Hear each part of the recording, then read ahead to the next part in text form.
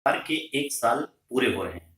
उस 1 साल के कामकाज को आप कैसे देखते हैं? जिस तरह मैं अखिलेश यादव, मायावती, मुलायम सिंह और दूसरे मुख्यमंत्री हुए हैं, उससे ना अच्छा समझता हूँ ना उससे बुरा समझता हूँ।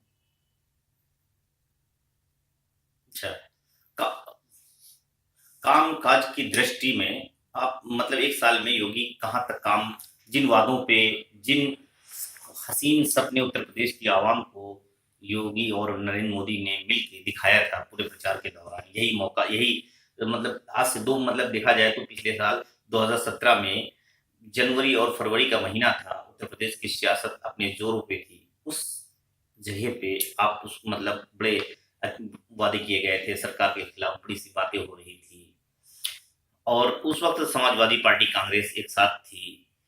तो ये सारी चीजों को उनके जो बड़े बड़े वादे थे किसानों मुसलमानों के नजरिए से, आप मुसलमानों के नजरिए से उसको कैसे देख रहे हैं कि मुसलमानों की दृष्टि में सरकार कहाँ खड़ी रही और जिन वादों पे आई वो कहाँ खड़ी रही? देखिए, हसीन सपने जब मोदी जी दिखा रहे थे, उस वक्त भी जिनके पास अल्लाह ने कुछ अकल दे रखी है, वो ये समझ रहे थे कि इनमें से एक भी पूरा होने वाला नहीं है, मुमकिन ही नहीं।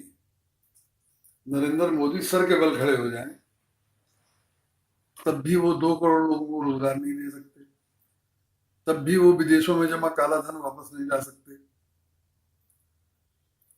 एक भी वादा ऐसा नहीं था जो पूरा होना संभव था। लेकिन मैं उस वजह को उनकी जीत की मानता ही नहीं। उनकी जीत कहाँ हुई? बड़े पैमाने पर यूपी में हुई। अगर यूपी में बड़ी जीत ना हुई होती तो सरकार भी न बनती।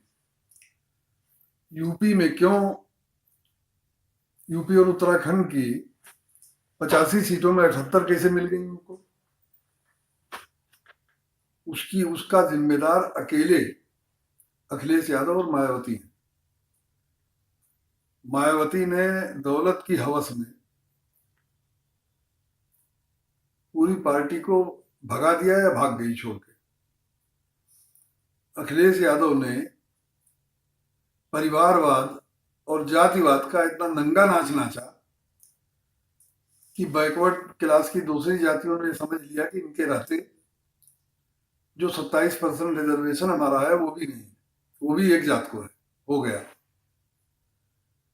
तो उन्होंने इनसे छुटकारा पाने के लिए 27-28% वोट इकट्ठे बिना मांगे नरेंद्र मोदी को मिल गया और वही योगी को मिल गया। न किसी नजरिए की जीत हुई, न किसी विचारधारा की जीत हुई। जीत हुई अखिलेश यादव को से छुटकारा पाने के नाम पर। ईवीएम में जो गड़बड़ी के सवाल उठ रहे हैं, हो सकता है कि ईवीएम में गड़बड़ी बिल्कुल मुमकिन है। जो कहता है कि कंप्यूटर में गड़बड़ी नहीं की जा सकती वो पागल है। चाहे वो हमारे माननीय मुख्य चुनाव आयुक्त हों, चाहे हमारे कोर्ट के जज हों, चाहे बड़े बड़े काबिल लोग हों, जो लोग कहते हैं कि इसमें गड़बड़ी नहीं हो सकती, उनको मैं बेवकूफ और पागल समझता हूं या बेईमान समझता हूं। लेकिन ईवीएम से हट के उनको इतना वोट मिला। मैं खुद आम आदमी पार्टी से चुनाव लड़ना चाहता था 2014 में और उसकी पूरी तैयारी कर ली थी, पूरी वो नर्स कर ली थी। और मुझको यकीन था कि आम आदमी पार्टी के पास जो 25-50 हजार हिंदू वोट इकट्ठा है, उतना मुझको मिल जाए तो मेरा जाति वोट मिलकर मैं जीत जाऊंगा। लेकिन नरेंद्र मोदी की पहली तकरीर सुन के इसी कमरे में और इसी टीवी पर मैंने यही कह दिया कि मैं चुनाव नहीं लड़ूंगा। लोगों ने कहा क्यों? मैंने कहा कि 80 की 80 सीटें जीतेगा यूपी और मैंने चुनाव लड़ने से मना कर दिया।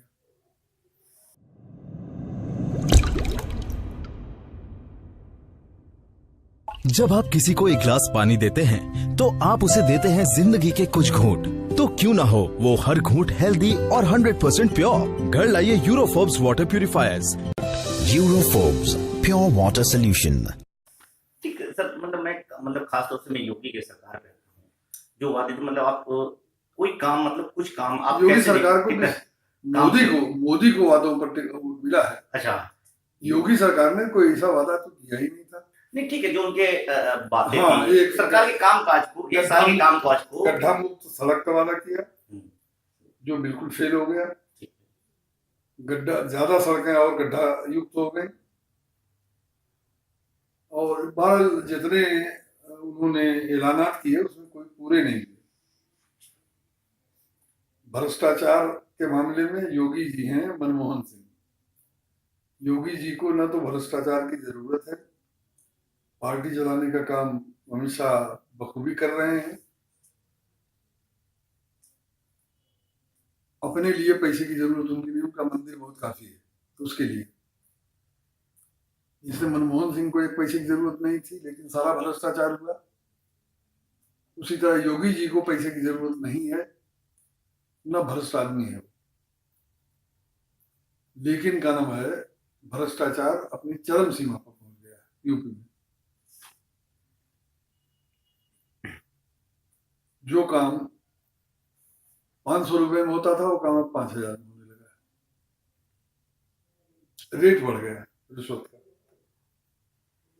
मतलब एक तरह से अगर देखा जाए तो कोई भी काम अभी उत्तर प्रदेश की जमीन पे उतर नहीं पाया, एक साल के अंदर कोई काम उतरा नहीं है। नहीं, जो काम पहले से चल रहे थे वो भी रुक गए थे। वो भी रुक गए हैं नहीं, अब फिर चालू हो रहे हैं धीरे धीरे, अच्छा लेकिन बहुत स्लो रफ्तार से। सुनो, ये 3 चीजें सरकार ने आने के बाद तुरंत किया था। एक तो अवैध स्लाटर हाउस पे प्रतिबंध, अवैध खनन पे प्रतिबंध, और इस तरह की 2-3 काम ऐसे थे, और 2 काम यूरोप लगाया। तीसरा काम उसने किसानों की कर्ज माफी किया की तरफ कदम बढ़ाया, गन्ना किसानों की भुगतान किया, कहाँ किया? भुगतान करने का ऐलान किया था, और उसमें कुछ पेमेंट भी किया गया था। नहीं, पेमेंट कुछ हुआ हाँ जी, लेकिन ये- पूरा नहीं हुआ। अच्छा पूरा नहीं किया गया, मगर कुछ पैसे जो है उन्होंने आते ही 4 महीने के अंदर ही पेमेंट किया था। हाँ, कुछ किया। तो ये काम जो उसने किया सरकार ने, इसको आप कैसे देख रहे हैं? नहीं, मतलब जो काम अच्छा है हम्म। उसको लियास आदमी कभी उसका विरोध नहीं कर सकता। कुछ काम तो किया, हम्म।